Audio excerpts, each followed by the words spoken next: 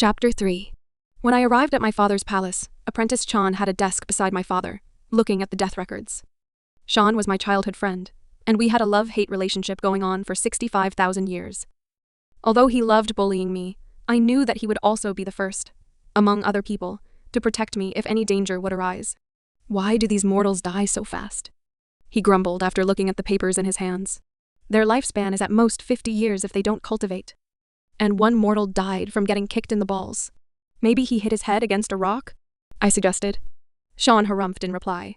My father looked up from his papers. "Welcome back, Juju. How is your mother?" He knew I came back from visiting her in the Jade Palace. "She's fine.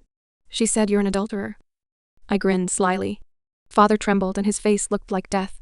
How fitting for him to be the god of the netherworld. "I never. She has always been the one I loved." Father looked like he was going to cry, so I patted him on the shoulder.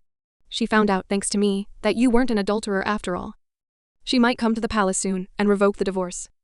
That is why you own me." He looked at me curiously and hesitantly asked, "What is it you want?" My smile broadened. "I'm going on a trip to the mortal realm, and you won't be able to stop me." "What?"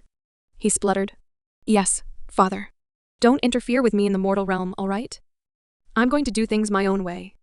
He looked like he was going to puke any minute. "Dear daughter, why must you go to the mortal realm? There are so many things there that will sully your innocence. The atrocious sins they commit time and again, and if they saw a beauty like you," his expression blackened as he stared into space, as though his soul was leaving him. I shook him hard. "Father, you're thinking too much." He started to sob. "My daughter is leaving me." I rolled my eyes and looked at Sean for support. He merely shrugged his shoulders and continued reading, as if this situation had nothing to do with him. I wanted to hit him on the head. "I've had permission from the Emperor as well, so it's fine. Father, I want to see how the mortal realm is like for the first time. I'm already 70,000 years old, and yet I have not experienced it at all. Shouldn't my own trial happen already?" He looked away suspiciously. "I've only read about the mortals in books or learned about them from the departed souls. I want to see how it is like. And also to find my Jin Li." But I didn't want to tell my father that, lest he would chain me up and drag me to the underground cellar. He looked at me, then sighed.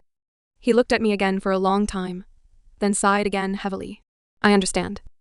Juju, you must take care." His eyes were moist as he clasped my hand. "When will you be leaving?" "Tomorrow." That one word pierced his heart, and he sat against his chair like a dead fish. I ignored him and spoke to Sean. "Do you think I should bring something with me when I descend?" I asked as I stood in front of him. "You're not going to go through the reincarnation cycle?" He sat on his chair lazily as he looked up at me. "Not this time. I'm still a newbie, so I want to have my powers as a deity with me. I don't think I can stand being so powerless yet. What if something bad were to happen?" "That sounds absurd to me." "Something bad always happens when you're around." I suddenly wanted to wipe that stupid smirk off of his face. I hid my raging fist behind my back. "I'll still have a body that can die in the mortal realm anyway, unless someone strikes my soul." The thought made me shudder. If someone shattered my soul, I was a goner. I would definitely disappear from the world. Being an immortal wouldn't help if the soul itself vanished. "Good luck with that." Sean shrugged again and picked up his papers. "You don't have to bring anything with you. If you do, the mortals will go crazy. Even that hairpin on your head could buy approximately 2 kingdoms or more." "What?" "It was that valuable. You'll know when you get there. You can simply conjure money with your magic. Also dress as plain as you can if you want to mingle with the commoners. Although," he looked at the dress I was wearing, "everything in your closet is too expensive and may attract a lot of unwanted attention. You better learn to sew and cook. We immortals don't need to eat, but mortals do." I nodded my head. I had already read books about them before, so I had a gist of what to do. Although I may seem quite a silly person, I had quite a good memory and was able to learn fast if I put my heart into it. I would just have to ask for cooking and sewing books again from Simon, who had too many random books at her disposal. These past years I had devoured almost every book she owned, ranging from romance, medicine, economics, and even to tactical warfare. I certainly had too much time on my hands. "I understand." I nodded my head. "Thank you, Shan. You give better pointers than my father."